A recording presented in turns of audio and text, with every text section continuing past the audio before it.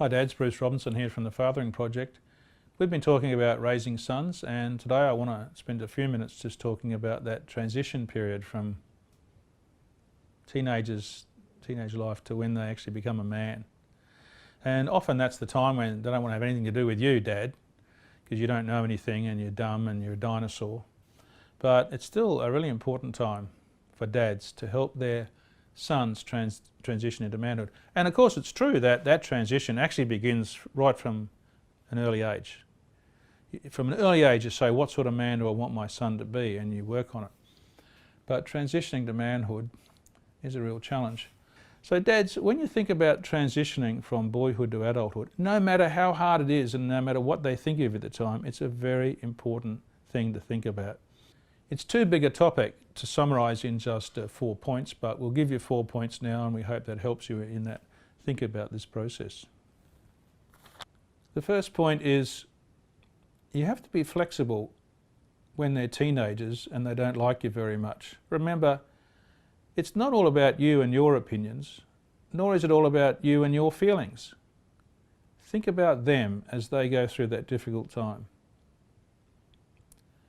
Secondly, encourage your boys to express their emotions, and that's, you might not be good at it yourself. Men typically are not. I think there's something about the Y chromosome that makes it hard for men to express their emotions, and I don't know whether it's a Darwinian survival advantage or something, but I do remember, you know how French, Italian, etc., they have genders for words, you know, male or female gender, and I was once down south and they had a quiz, like what gender would you give certain things in English. The one I remember is the Ziploc bag, you know those plastic bags where you just slide your finger along and it shuts. And everyone said, that's definitely male. And I thought, oh, well, why is that? And the women said, because men try to keep it all in, but women can see straight through them. It was so appropriate. But it's really helpful if you can teach your son to express his emotions and not be a Ziploc bag, but to do it in a positive and healthy way. And honestly, men struggle with this, but once they learn how to do it, then it becomes a strength in life, not a weakness. To be unable to understand and express your emotions is not a great way for a man to go into adult life. Not a great thing for relationships, nor for the healthy working out of emotions. A third point, might surprise you, is to teach humility to your sons as they transition into adult life.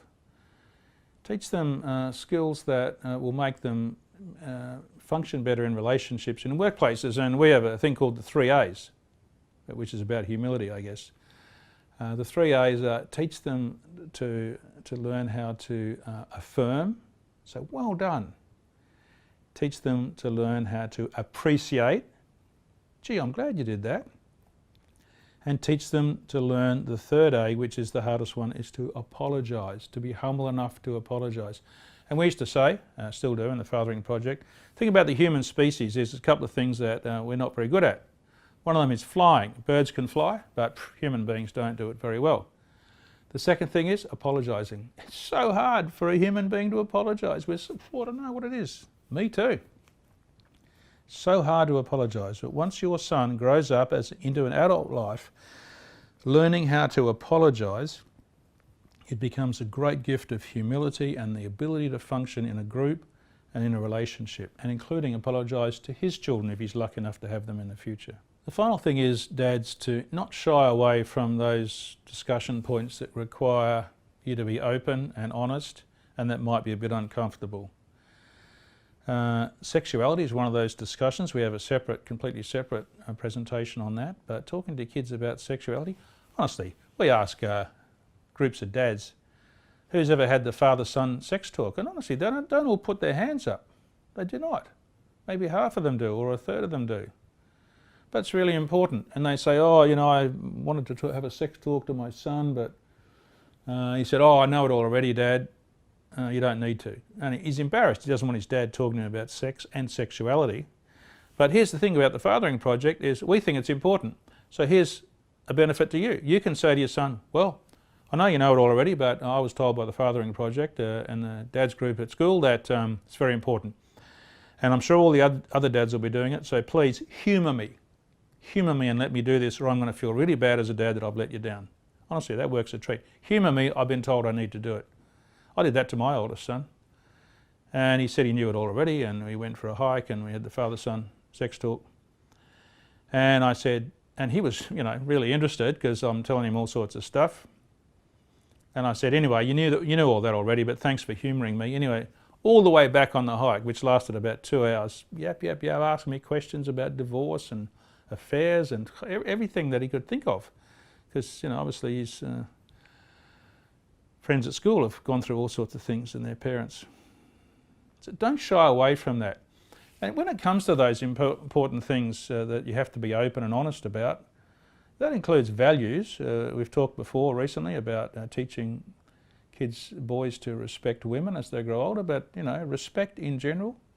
But you can only say so much. Remember, you have to be willing, as we're saying now, to go there and talk about it, even though you'd rather not and you wish someone else would do it. Why can't the school do it? You have to do it, dads. But you have to model it. I mean, it sort of sounds obvious, you have to model it. But if you say something and you don't model it, right, you're wasting your time.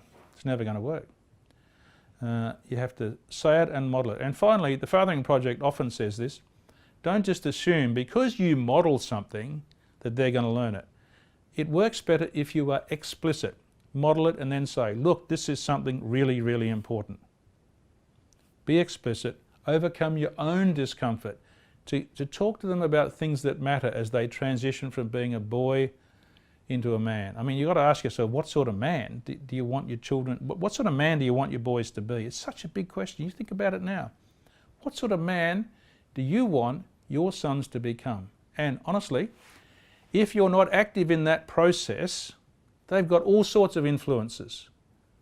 All sorts of influences in life. The internet, movies, what their friends say at school, all sorts of music, all sorts of things that impart values that, maybe you don't want your boy to have. And if you're not involved in this, dads, you're giving those powerful forces a free hit.